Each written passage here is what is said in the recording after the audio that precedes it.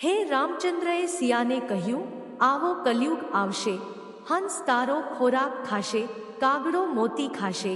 સિયાએ ભગવાનને પૂછ્યું, કલયુગમાં કોઈ ધર્મ અને કર્મનું પાલન કરશે નહીં? તો ભગવાને કહ્યું, ધર્મ હશે અને કર્મ હશે, પણ વાતમાં કોઈ શરમ નહીં આવે. માતા અને પિતા સાથે વાત કરીને પુત્ર માતા પિતાને આંખો બતાવશે. રામચંદ્રે સિયાને કહ્યું, રાજા અને પ્રજા બંને રોજ લડશે, બંને પોતપોતાનું કરશે. દરેક પગલે વાત સિયા સાંભળો. સિયાએ કહ્યું છે કે કલયુગમાં કાળું નાણું અને કાળું માનસ હશે. શહેરના ઉચ્ચ પદના શેઠ અને ભગવાનના ભક્તો ગરીબ હશે. કાગડો તમારા મોતી ખાશે. મોતી ઓ રામચંદ્રએ સિયાને કહ્યું, મંદિર ઉજ્જડ થઈ જશે, બાર ભરાઈ જશે, સભામાં બાપ સાથે નૃત્ય કરશે. ઘરની છોકરી, ઓ ઘરની છોકરી, કેવી વહુ! શું પિતા છોકરીના પૈસા ખાઈ જશે? હંસ તારો ખોરાક ખાશે, કાગડો મોતી ખાશે. ઓ પ્રિય, ઓ મૂર્ખનો પ્રેમ, ખરાબ જુગારની જીત, તમે ખરાબ સાથે બેસીને ભાગી જાઓ. ઓ મસ્કરાના કબાટમાં કેવી રીતે સાચવો? ભાઈ ના ડાઘ મસ્કરા ચાલુ રહેશે. અરે ભાઈ, અરે તું કેટલું કામ કરે છે? તું તારા પ્રેમી સાથે કેટલું કામ કરે છે? જાગો, જાગો, સાંભળો ગોપીરામ, જેનું નામ કામ છે, તેને ફાંસો બંધાઈ જશે. ભાઈ તે ફાંસો દ્વારા બંધાયેલ હશે. કલિયુગની ભવિષ્યવાણી જાણો. કૃષ્ણની 4 અને પુરાણોની 17 ખાસ વાતો. જ્યોતિષ અને પૌરાણિક ગ્રંથોમાં યુગનું મૂલ્ય અલગ અલગ છે. પૌરાણિક ગ્રંથો અનુસાર 4 યુગ છે: શનિ, ત્રેતા, દ્વાપર અને કલી. કહેવાય છે કે પાપ કળિયુગમાં ચરમસીમા પર હશે. અત્યારે કલિકાલ એટલે કે કલયુગ ચાલી રહ્યો છે. આ યુગમાં શું થશે કે શું થશે તે શાસ્ત્રોમાં લખેલું છે. એવું પણ કહેવાય છે કે આ યુગમાં જ્યારે પણ સંહાર થશે ત્યારે માત્ર હરિ કીર્તન તેને બચાવશે. આવો શું તમે જાણો છો કે કળિયુગ વિશે શાસ્ત્રોમાં શું લખ્યું છે? 1. સતયુગ. સતયુગ ધર્મમાં પ્રતીકાત્મક રીતે 4 પગ હતા. સતયુગમાં માણસની લંબાઈ 32 ફૂટ એટલે કે લગભગ 21 હાથ કહેવાય છે. આ યુગમાં પાપની માત્ર શૂન્ય દુનિયા છે.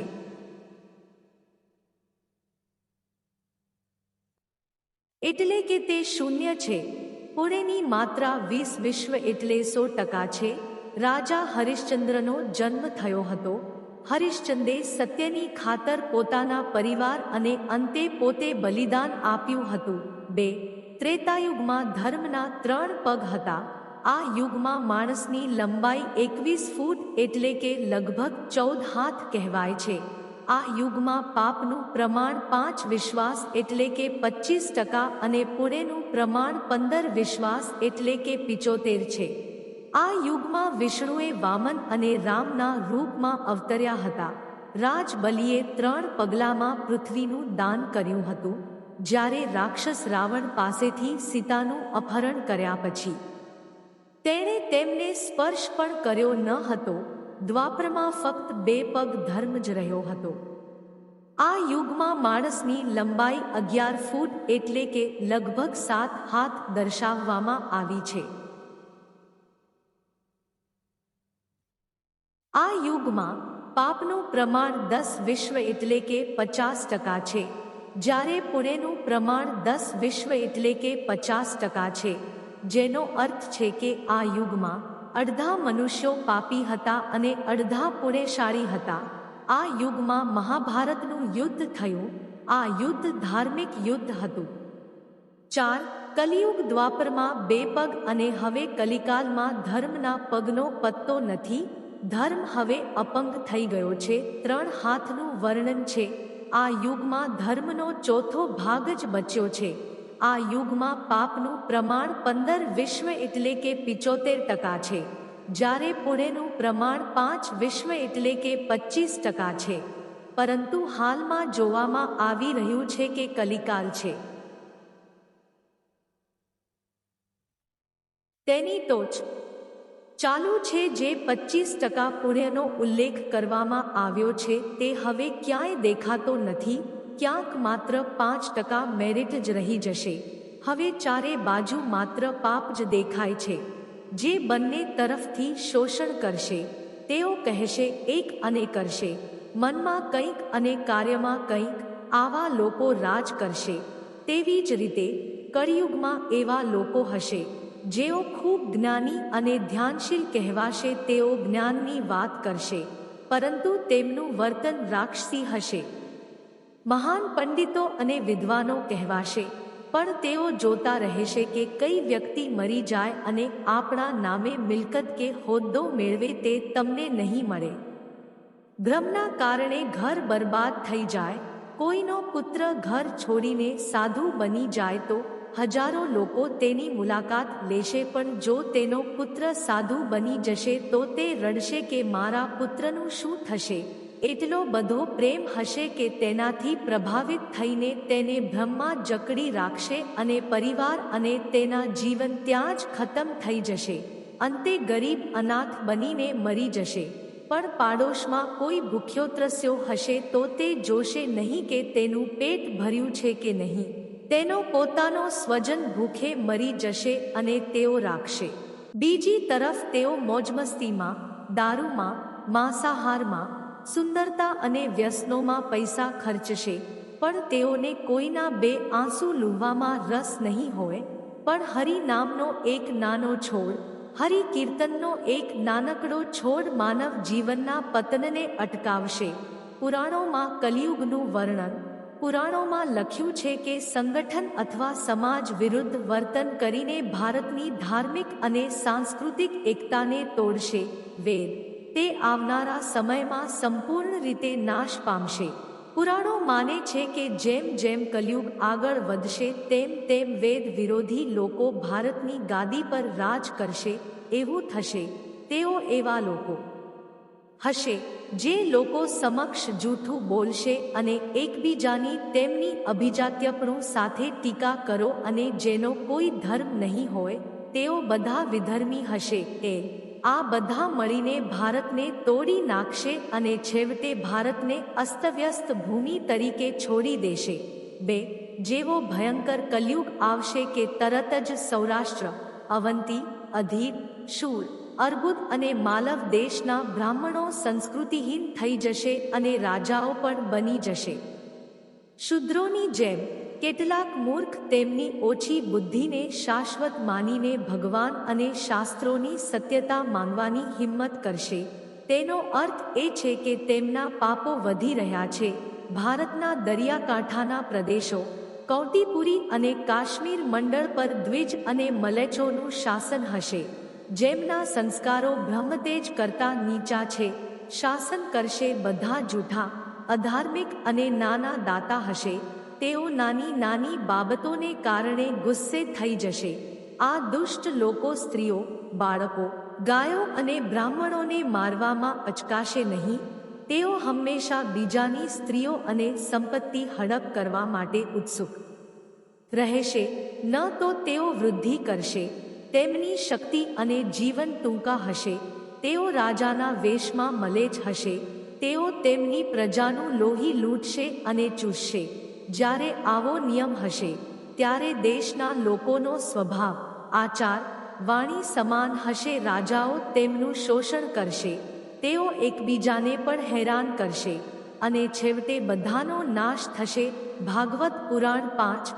ભવિષ્યોત્તર પુરાણ અનુસાર બ્રહ્માજીએ કહ્યું, હે નારદ, ઉગ્ર કળિયુગના આગમન પર મનુષ્ય આચાર કરે છે. દુષ્ટ હશે અને યોગી પણ દુષ્ટ મનના હશે.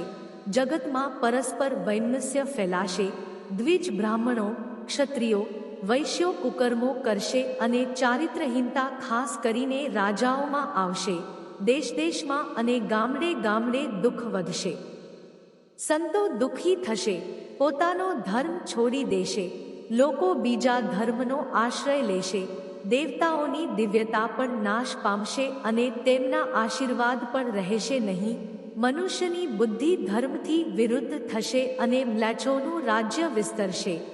મહર્ષિ વ્યાસજીના મતે કલિયુગમાં મનુષ્યમાં વર્ણ અને આશ્રમ સંબંધી વૃત્તિઓ રહેશે નહીં, વેદોનું પાલન કોઈ કરશે નહીં, કલિયુગમાં લગ્નને ધર્મ માનવામાં આવશે નહીં, શિષ્યો આધીન રહેશે નહીં, ગુરુ પુત્રો પણ તેમના ધર્મનું પાલન કરશે નહીં, કોઈ પણ કુળમાં કોઈ નહીં જે બળવાન છે, જે જન્મ્યો નથી, તે કલિયુગમાં બધાનો ધણી હશે, બધી જાતિના લોકો તેમની પુત્રીઓ વેચીને જીવશે. 7. કલિયુગમાં ઓછા પૈસાવાળા માણસોમાં ઘણો અભિમાન હશે, સ્ત્રીઓને માત્ર વાળ પર સુંદર હોવાનો ગર્વ થશે, સહમત થશે. તે સમયે લોકોના વર્ચસ્વને કારણે જ સંબંધો હશે. 8. પૈસાનો અંત આવશે ઘર બાંધવામાં, આના કારણે દાનનું કામ નહીં થાય અને બુદ્ધિ ધનના સંચયમાં વ્યસ્ત રહેશે, બધા પૈસા ખાઈ જશે. ફક્ત કલિયુગની સ્ત્રીઓ તેઓની ઈચ્છા પ્રમાણે વર્તશે, તેમનું મન થશે લક્ઝરીમાં મશગુલ, અન્યાયથી સંપત્તિ બનાવનારા માણસો સાથે જોડાયેલા રહેશે. કલિયુગમાં દરેક વ્યક્તિ હંમેશા દરેક માટે સમાનતાનો દાવો કરશે. કલિયુગના લોકો વાડ અને દુષ્કાળથી ડરશે, દરેકની નજરથી પરેશાન થશે. આકાશ તરફ જો વરસાદ ન પડે તો લોકો તપસ્વીઓની જેમ ફળ, મૂળ અને પાંદડા ખાઈને આત્મહત્યા કરશે. કલિયુગમાં હંમેશા દુષ્કાળ પડશે, દરેક વ્યક્તિ હંમેશા એક યા બીજા દુઃખથી ઘેરાયેલો રહેશે, કેટલાકને સુખ પણ મળશે. દરેક વ્યક્તિ સ્નાન કર્યા વિના જ ખાશે, કોઈ દેવપૂજા, આતિથ્ય, શ્રાદ્ધ અને તર્પણની વિધિઓ કરશે નહીં. કલિયુગની સ્ત્રીઓ લોભી હશે, ટૂંકી હશે, વધુ ખાતી હશે અને ગરીબ નસીબવાળી હશે. શિક્ષકો અને પતિની આજ્ઞાનું પાલન કરશે નહીં અને અંદર રહેશે નહીં. પડદા ખવડાવશે, ક્રોધથી ભરપૂર હશે, શરીર શુદ્ધિ પર ધ્યાન આપશે નહીં અને અસત્ય અને કડવા શબ્દો બોલશે. એટલું જ નહીં, તેઓ દુષ્ટ પુરુષોને મળવાની ઈચ્છા કરશે. પુરુષો ન તો હવન કરશે અને ન તો યોગ્ય દાન આપશે. જંગલોમાં રહેતા લોકો જંગલના મૂળમાંથી અન્ન ભેગું કરશે અને સાધુઓ પણ મિત્રો વગેરેના સ્નેહથી બંધાશે. કલિયુગના આગમન પર રાજા પ્રજાની રક્ષા નહીં કરે પણ ધનની ચોરી કરશે. ટેક્સના બહાને લોકો પાસેથી અસંસ્કારી હોવા છતાં મીન લોકો દંભનો આશરો લઈને લોકોને હેતરવાનું કામ કરશે. તે સમયે દંભ અને અનીતિના વધારાને કારણે લોકોની ઉંમર ઘટતી જશે. તે સમયે 5-6 વર્ષની સ્ત્રી અથવા 7 વર્ષ અને 8-9 અથવા 10 વર્ષના પુરુષોને સંતાન થવાનું શરૂ થશે. જ્યારે ભયંકર કલિયુગ આવશે, પુરુષો 20 વર્ષ પણ જીવશે નહીં. તે બધા લોકો ધીમી બુદ્ધિવાળા, દુષ્ટ માનસિકતાવાળા, કચરાના ચિહ્નો પહેરેલા હશે. એક લોકો ઋણ ચૂકવ્યા વિના હડપ કરશે અને જેમના શાસ્ત્રોમાં ક્યાંય એવો કાયદો નથી કે આવા યજ્ઞો થશે. લોકો પોતાને પંડિત સમજશે અને પુરાવા વિના તમામ કામ કરશે. તારાઓનો પ્રકાશ ઓછો થશે, 10 દિશાઓ વિરુદ્ધ હશે. દીકરો પિતા અને પુત્રવધૂને સાસુ પાસે કામ કરવા મોકલશે. કલિયુગમાં સમય વીતવા સાથે મનુષ્યો વર્તમાનમાં વિશ્વાસ રાખનાર, વૈજ્ઞાનિક જ્ઞાનથી વંચિત, અહંકારી અને અજ્ઞાની હશે. જ્યારે વિશ્વના લોઢાઓ સર્વભક્ષી બની જશે ત્યારે તેઓ પોતાની જાતને બચાવવા માટે મજબૂર થશે અને રાજા થશે. તેમનું રક્ષણ કરવામાં અસમર્થ તો મનુષ્યોમાં ક્રોધ અને લોભનો અતિરેક થશે. 12 કલિયુગના અંતમાં મોટા ભયંકર યુદ્ધો થશે, ભારે વરસાદ થશે, ભારે તોફાન થશે અને તીવ્ર ગરમી થશે. લોકો પાક કાપશે, કપડાં ચોરી કરશે, પીશે પાણી અને પટ્ટાઓ પણ ચોરવા લાગશે. ચોર પોતાના જેવા ચોરોની માલમિલકતની ચોરી કરવા લાગશે, ખૂનીઓ પણ મારવા લાગશે. ચોરો દ્વારા ચોરોનો નાશ થવાથી લોકોનું કલ્યાણ થશે. મનુષ્યની ઉંમર વધુમાં વધુ 30 વર્ષની થશે. કલિયુગનો યુગ 13 પુરુષની સરેરાશ ઉંમર માત્ર 20 વર્ષ જ રહેશે. 5 વર્ષની ઉંમરે સ્ત્રી ગર્ભવતી થશે, 16 વર્ષમાં લોકો વૃદ્ધ થશે અને 20 વર્ષમાં તેઓ મૃત્યુ પામશે. માનવ શરીર એક વાવણીમાં ઘટાડો કરશે. બ્રહ્મવૈવર્ત પુરાણમાં કળિયુગમાં કહેવામાં આવ્યું છે કે એવો સમય પણ આવશે જ્યારે મનુષ્યનું જીવન ખૂબ જ ટૂંકું હશે, યુવાની સમાપ્ત થઈ જશે. કલીની અસરથી જીવોના શરીર નાના, ક્ષીણ અને રોગગ્રસ્ત થવા લાગશે. શ્રી શુકદેવજીના ધર્મ હેઠળ પરીક્ષિતજીને કહે છે કે જેમ જેમ ઉગ્ર કલયુગ આગળ વધશે તેમ તેમ ધર્મ, સત્ય, પવિત્રતા, ક્ષમા, દયા, ઉંમર, શક્તિ અને સ્મરણ શક્તિ લુપ્ત થશે, એટલે કે લોકોની ઉંમર પણ ઘટશે. જ્યારે કલિકાલ ચાલશે વધીને જે સમયે કલ્કી અવતાર કલયુગના અંતમાં દેખાશે ત્યારે માણસની અંતિમ ઉંમર માત્ર 20 કે 30 વર્ષની હશે. જે સમયે કલ્કી અવતાર આવશે તે સમયે ચારેય વર્ણોના લોકો વાવની જેમ નાના થઈ જશે. ગાયો પણ બકરીની જેમ નાની થઈ જશે અને ઓછું દૂધ આપશે. 15 કલિયુગના અંતે સંસારની સ્થિતિ આવી જશે જેથી ખોરાક વધશે નહીં. લોકો માછલીઓ કરશે, માત્ર માંસ ખાશે અને ઘેટામકરાનું દૂધ પીશે. ગાય પણ દેખાતી બંધ થઈ જશે. જો તે હશે તો તે બકરી જેવી હશે. એક સમય આવશે જ્યારે જમીન ખોરાકનું ઉત્પાદન બંધ કરશે, વૃક્ષો ફળ આપશે નહીં. ધીરે ધીરે આ બધી વસ્તુઓ લુપ્ત થઈ જશે. ગાય દૂધ આપવાનું બંધ કરી દેશે. 16 સ્ત્રીઓ કઠોર અને કડવી હશે. તેઓ પતિનું પાલન નહીં કરે. જેની પાસે પૈસા હશે તેની પાસે સ્ત્રીઓ હશે. મનુષ્યનો સ્વભાવ ગધેડા જેવો થઈ જશે. દશા તરીકે માત્ર ઘરનો ભાર ઉપાડનાર જ રહેશે. લોકો કામુક બનશે. ધર્મકર્મો અદૃશ્ય થઈ જશે. જપ વિનાના લોકો નાસ્તિક અને ચોર બની જશે. બધા એકબીજાને લૂંટતા હશે.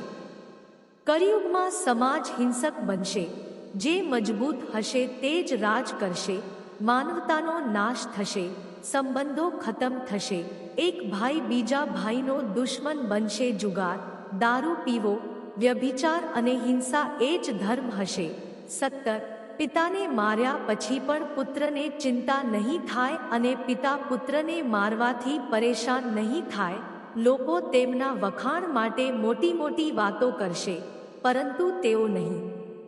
સમાજમાં નિંદા થાય એ વખતે આખું જગત મલેચ્છ બની જશે, એમાં કોઈ શંકા નથી. એક હાથ બીજા હાથે લૂંટશે. કળિયુગમાં લોકો શાસ્ત્રોથી મોં ફેરવી લેશે. અનૈતિક સાહિત્ય લોકોની પસંદગી બની જશે. માત્ર ખરાબ શબ્દો અને ખરાબ શબ્દોનો ઉપયોગ થશે. સ્ત્રી અને પુરુષ બંને અનીતિપૂર્ણ બનશે. સ્ત્રીઓ ધર્મનું પાલન કરશે, પાલન કરવાનું બંધ કરશે અને પુરુષો પણ તે જ કરશે. સ્ત્રી પુરુષને લગતા તમામ વૈદિક નિયમો લુપ્ત થઈ જશે. અંતે આ ભયંકર કલિકાલમાંથી બચવાનો એકમાત્ર રસ્તો એ છે કે વ્યક્તિએ વેદોમાં પાછા ફરવું જોઈએ અને હરિકીર્તનનો સતત જાપ કરીને પોતાનું રક્ષણ કરવું જોઈએ. જે ધર્મથી દૂર છે એવું થશે કે તેને ગમે ત્યાં ગમે ત્યારે અકાળે મૃત્યુ થશે અથવા દરેક સમયે દુઃખ અને મુસીબતોથી ઘેરાયેલો રહેશે. મિત્રો, વિડિયો ગમે તો લાઈક કરો અને ચેનલને સબસ્ક્રાઇબ અને સાથે સાથે બેલ આઇકોન પણ દબાવો. આભાર.